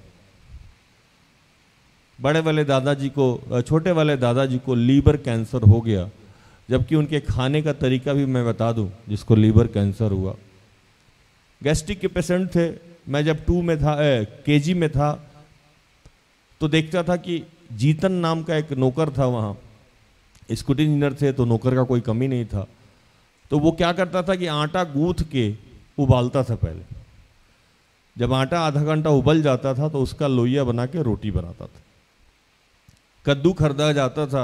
इतना ना मैंने कद्दू देखा कि कद्दू से आज भी मैं चिढ़ता हूँ। कद्दू में हल्दी और हरा मिर्च डाल के, नमक डाल के उनके लिए सीटी लगता था कुकर में, और साथ में दूध का छेना समझते होंगे आप लोग, निकाल के उनके लिए डाला जाता था। एक पका हुआ केला, 2 रसगुल्ला, ये उनका दोनों टाइम का भोजन था। उस आदमी को लीवर कैंसर हो गया। मैंने बचपन में ही सोच लिया था कि खाओ पियो मस्ती करो, दारू से लीवर का कोई संपर्क। क्योंकि मैं देखा था जो आदमी उबला हुआ आटा का वो खाया, उसको लीवर कैंसर हो गया, है ना। जो सिगरेट नहीं पिया, जो कोई नशा नहीं किया, नशा करते थे शाम में एक बार उनके लिए खैनी बनता था, उनका कोई स्टाफ लाके खैनी खिलाता था और वो बाथरूम जाते थे। पूरे दिन में एक बार वो खैनी खाते थे 5 मिनट के लिए। उनके जीवन में कोई बुराई नहीं पाया जाता था। उनको लीवर कैंसर हो गया, क्यों? तो सबसे बड़ी बुराई पाई जा रही थी कि ईश्वर के विरुद्ध जी रहे थे और लीवर कैंसर हुआ। इतनी दर्दनाक मौत मैं आपको सुनाने जा रहा हूं जो आप नहीं सुने होंगे। दिल्ली में उनका इलाज चला, ये मैं 89-90 की बात बता रहा हूं आपको। और किसी आयुर्वेद ने उनको कहा कि पेशाब शरीर पे लगाने से आदमी इस बीमारी से बच सकता है। जब मैं पुराना नियम पढ़ रहा था कई बार, तो मुझे सारी घटनाएं, मैं बता रहा हूं ना, मुझे सब कुछ विजुअल होने लगता है। विजुअल का मतलब मुझे लगता है कि मैं देख रहा हूं, जैसे गतसमनी बाग में देख रहा हूं। कई बार सुनिएगा, मैं प्रार्थना में कहता भी हूं, मैं क्रूसित होता हुआ देखता हूं, मैं समुंदर मुझे फील होने लगेगा, मैं अदन वाटिका में फील करने लगता हूं। इसीलिए वैसी वैसी बातें जो मेरे समझ से बाहर होती है वो निकल गया। तो मैं पुराना नियम पढ़ रहा था तो मुझे दादाजी की सारी घटनाएं याद आई और अपने ही सगे बच्चे अपना पेशाब कैरी करते थे और उनको लाके देते थे कि लगाइए। लगाते थे वो। जब मैं उनके रूम में गया तो पूरा रूम पेशाब से महक रहा था और आखिरी इच्छा उनकी थी मरने से पहले कि वो मुझे देखें। ये आलम उनका 2-3 महीना तक चला होगा, पेशाब लगाना, ये करना, वो करना, और भी बहुत सारी बातें थी जो मैं अब नहीं बोल पा रहा। उनमें कोई बुराई नहीं था, बुराई ये था कि वो ईश्वर की इच्छा को वो भंग कर रहे थे। लेकिन तब भी वो अच्छे थे, क्योंकि इंजीनियर थे, धनी आदमी थे, ऑफिसर थे। हमारा समाज ऐसे सोचता है उसके लिए। और दूसरे वाले दादाजी 2-4-10 दिन बीमार रहे और निकल गए। इनमें कोई पैसा नहीं लगा। लेकिन अच्छा किसको लोग माना? उनको। अरे उनका इलाज दिल्ली हुआ, बॉम्बे हुआ, कलकत्ता हुआ। समझिएगा कि पाप कैसे आपका क्या क्या करने वाला है भविष्य में। मैं बाइबल नहीं बता रहा हूं आज, बाइबल को मैंने छोड़ ही दिया कि आपको क्यों धन्यवादी बनना चाहिए। तो हमें किस दादाजी के लिए ज्यादा धन्यवादी बनना चाहिए? बड़े वाले के लिए। कि थोड़ा बहुत उनमें बुराई था, मैंने उनका भी बुराई एक्सप्लेन किया आपको कि थोड़ा बहुत उनमें जो बुराई था वो गलत था, लेकिन उसकी सजा उनको मिली। वो 10-15 दिन, महीना दिन बीमार रहे और बेड सोल जो हुआ वो हुआ, उसके बाद वो निकल गए और कोई बीमारी नहीं थी। लेकिन जो सजा उनको मिली वो कैसा था ये समझिए।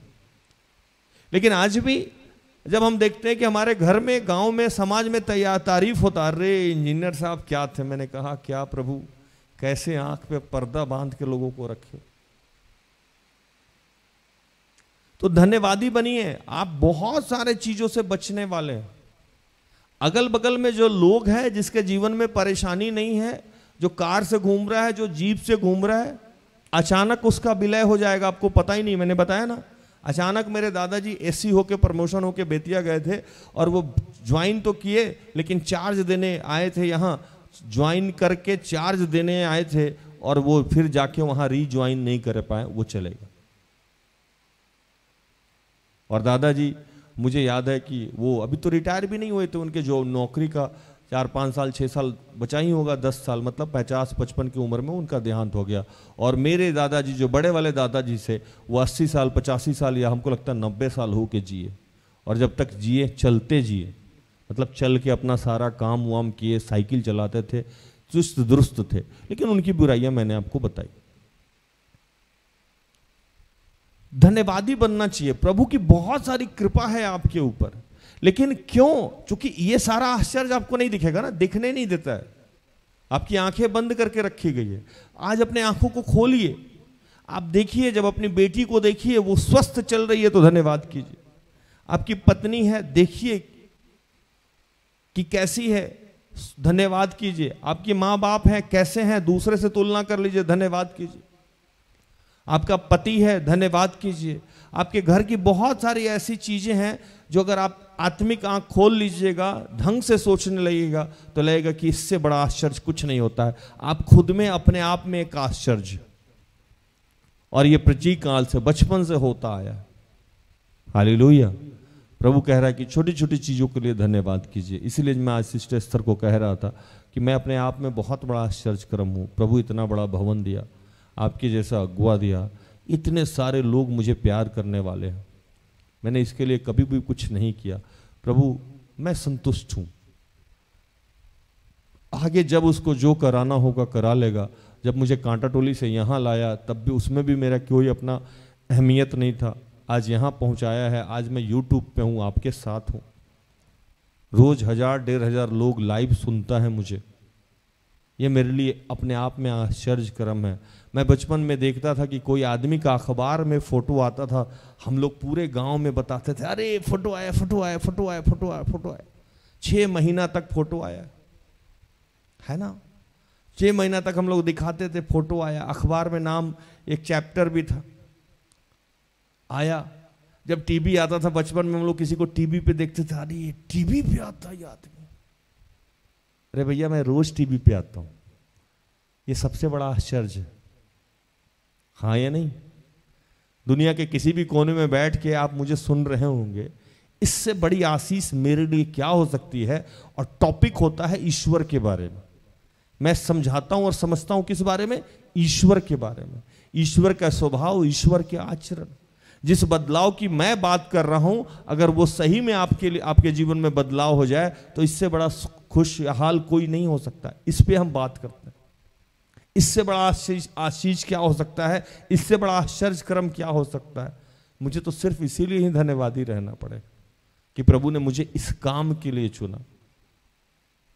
तो ऐसे ही आप बहुत सारे चीजों के लिए जब अपने इर्द गिर्द देखिएगा तो प्रभु को लगेगा कि आप प्राचीन काल से, प्राचीन काल मतलब बचपन से ही, बहुत पीछे समय से ही प्रभु आपके लिए आश्चर्यक्रम करता रहा। एक चैप्टर मैं पढ़ रहा था तो प्रभु एक जगह जाके बोला इस्राएली को कि तुम समझ रहे हो कि तुमको क्यों थैंक यू बोलना चाहिए?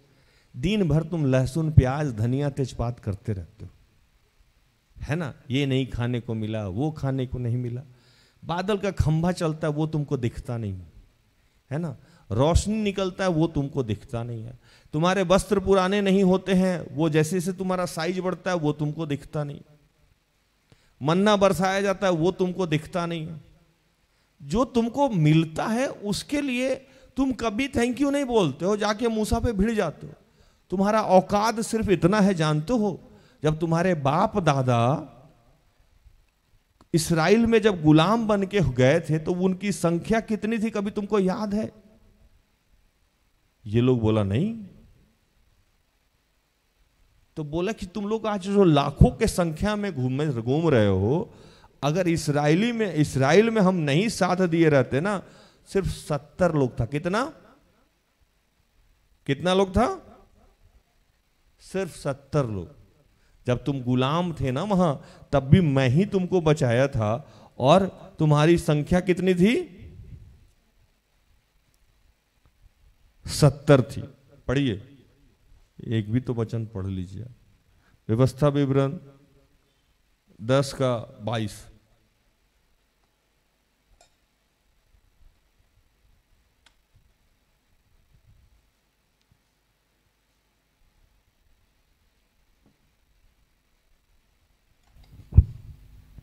व्यवस्था विवरण 10:22।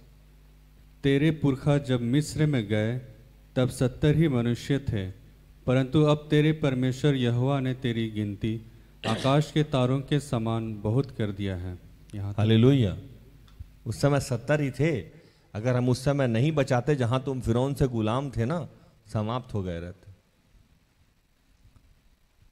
तो जब आप पुराने काल में जाइएगा, अपने जीवन में जाइएगा, मैं कई बार सोचता हूं कि जब मेरे पिताजी ट्रेन से गिरे और सिर्फ हाथ कट के बच गया, वो अगर उसी समय नहीं रहते, 2007 की बात है ये, तो मैं आज कब का अनाथ हो गया रहता। इससे बड़ी ईश्वरीय कृपा कुछ हो सकती है कि आज पिताजी का साया मेरे साथ है। मेरी बेटी दादा का सुख भोगती है। आज ये बहुतों को नसीब नहीं है ना। मेरी माँ को कितना बार ऑपरेशन हुआ है, खाने पीने में शौकीन है, ध्यान नहीं रखती हैं, कितना बार पेट यहाँ से यहाँ तक खुला हुआ है। कई बार मैं सोचता हूँ कि ऑपरेशन थिएटर के स्ट्रेचर पे बहुत सारे लोग, उस समय ऑक्सीजन के बदला में इथर डलता था, आप लोग को याद होगा। इथर का लेवल अगर किसी का बढ़ जाए, घट जाए तो वहीं रह जाता, लेकिन आपको ये दिखेगा नहीं। देखना चाहिए, ये प्रभु की कृपा है। तो प्रभु आज मैं समाप्त कर देता हूं, नहीं तो मैं तो बोलता ही रहूंगा। प्रभु आज कह रहा है कि धन्यवाद कीजिए, दिल से धन्यवाद कीजिए उसके आश्चर्य क्रम से जो उसने बीते समय से आपके जीवन में करते आया है। उसको ढूंढिए, उसको देखिए, वो बहुत आयत का आशीष पाइएगा अपने जीवन में। आपको लगेगा कि आप कितने आशीषित हैं, आप कितने ब्लेस्ड हैं। आज अभी जो आपको हीन भावना से ग्रसित हैं, अभी जो आप दुख से ग्रसित हैं, अभी जो आप कुंठित मन से ग्रसित हैं, वो इसलिए कि प्रभु की कृपा, प्रभु की जो करुणा है, प्रभु की जो दया है आपके ऊपर, वो आपको दिख ही नहीं रही। उसको देखिए और प्रभु का धन्यवाद कीजिए और आनंद से भर जाइए। प्रभु इन सारे वचनों से आप सबको और मुझे भी आशीषित करें, आमीन। आइए मां की प्रार्थना।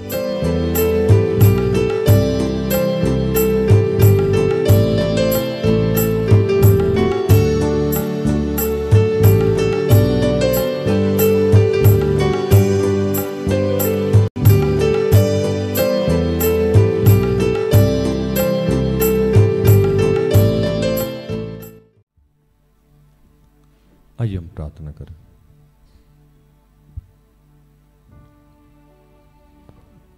कि हे दयालु पिता, कैसे करें तेरा धन्यवाद हम आज। प्रभु, अगर तूने हमें छोड़ दिया होता तो हम मिट ही गए होते।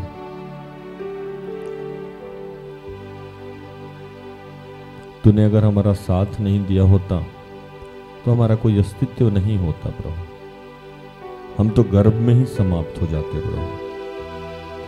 तूने गर्भ में ही कहा कि मैं अंधेरे में जब तेरी हड्डियां रची जा रही थी, उसी समय मैंने तुझ पे चित्त लगाया प्रभु। ये जो प्रेम था पिता आपका, चित्त लगाया आपने हम पे। हमारे जैसे कीड़े सड़िक व्यक्ति को पे आपने ध्यान दिया प्रभु, और उस अंधेरे में, उस कोख में ही आपने हम पे अपना अधिकार कर लिया, हमें अपनी आंख की पुतली बना लिया पिता। ऐसा प्यार प्रभु, ऐसी कृपा आपकी हमारे ऊपर, इसके लिए धन्यवाद प्रभु। प्रभु, हमारे अंग भंग नहीं है प्रभु,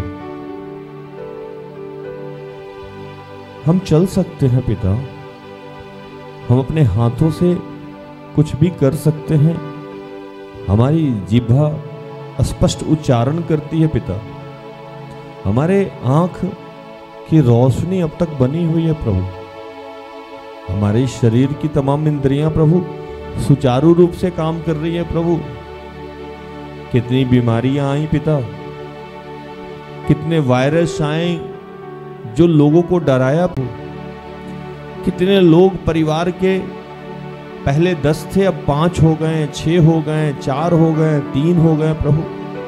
हमारे परिवार से एक भी गिनती कम नहीं हुई पिता। आज बहुत सारे लोग हैं जो प्रभु भोजन के लिए तरसते हैं पिता, और हम चिकनी चुपड़ी वस्तु से संतुष्ट होते हैं प्रभु। हम जब जो चाहते हैं तू प्रबंध करता है। वस्त्र के लिए तरसते हैं प्रभु, घर के लिए तरसते हैं प्रभु, आधुनिक जो सुख सुविधाएं हैं प्रभु उसके लिए तरसते हैं प्रभु, स्कूटी के लिए तरसते हैं, गाड़ी के लिए तरसते हैं, सम्मान के लिए तरसते हैं, प्यार के लिए तरसते हैं, ज्ञान के लिए तरसते हैं, संगति के लिए तरसते हैं। ये सब तूने हमें दे रखा है प्रभु, और बहुत आयत से दे रखा है प्रभु। इसके लिए तेरा धन्यवाद करते हैं प्रभु। आशीषित पिता दिया, आशीषित पत्नी दिया, आशीषित मां दिया प्रभु, एक लाडली सी आशीषित बेटी दिया प्रभु। ऐसे आत्मिक अगुवा को दिया प्रभु, ऐसे आत्मिक सहयोगियों को दिया पिता। इस भूमि को दिया, ये नाम दिया, ये शोहरत दिया, आत्मा का दान दिया, वरदान दिया। प्रभु कितनी बातें जो मैं गिनाना शुरू करूं जो तूने हमारे लिए किया है प्रभु, पूरी रात बीत जाए, पूरा दिन बीत जाए, सप्ताह बीत जाए, महीना बीत जाए, लेकिन तेरा आशीष जो तूने हमारे लिए किया है वो कम नहीं होगी, वो खत्म नहीं होगी, उसकी गिनती पूरी नहीं होगी। पिता, हम तेरा धन्यवाद करते हैं।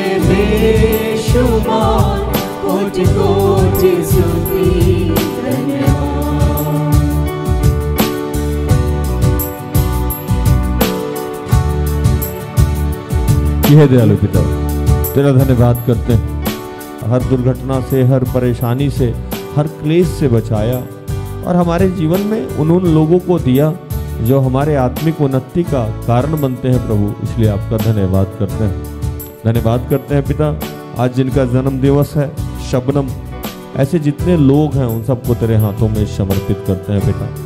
प्रभु फिर से अपने जीवन के हर बात के लिए तेरा धन्यवाद करते हैं और इन तमाम प्रार्थना को प्रभु यीशु के जीवित और पवित्र नाम से मांगते हैं। दया से सुन और स्वर्ग के राज में ग्रहण कर, आमीन। तो धन्यवाद, प्रभु आप सबको आशीष दे।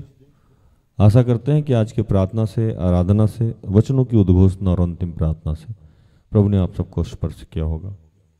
प्रार्थना तो परिवार निरंतर आपका आभारी है कि आप हमारे साथ हैं, हमारा सहयोग करते हैं और आप सबको भी धन्यवाद करते हैं कि प्रार्थना योद्धा में आपकी सहभागिता बढ़ चढ़ के हमारे साथ रहती है और हमारी हर ज़रूरतों में आप हमारे साथ खड़े रहते हैं। प्रार्थना योद्धा परिवार में जितने लोग दान, दशवांश, श्रम के माध्यम से या किसी भी माध्यम से हमें सहयोग करते हैं, प्रभु ने आत्मिक, आर्थिक, भौतिक हर रूप से बहुत आयत की आशीष दे। कल संध्या 5:30 में हमारी आपकी फिर से मुलाकात हो जाएगी। तब तक के लिए स्वस्थ रहें, सुरक्षित रहें, सरकारी नियमों का पालन करें, प्रभु के आदेश का पालन करें। जैसा मैं रोज कहता हूं कि हम सब में बहुत सारी दुर्बलताएं हैं, कृपया हमें क्षमा करें और हमारे लिए प्रार्थना करें। प्रार्थना योद्धा परिवार अगर आपके किसी भी काम आ जाए तो कृपया हमें संपर्क करें, हम सब अपने आप को धन्य समझेंगे। प्रभु आपको आशीष दे। जय यीशु, यीशु सहाय। Praise the lord. Good night, goodbye. सारे दिल से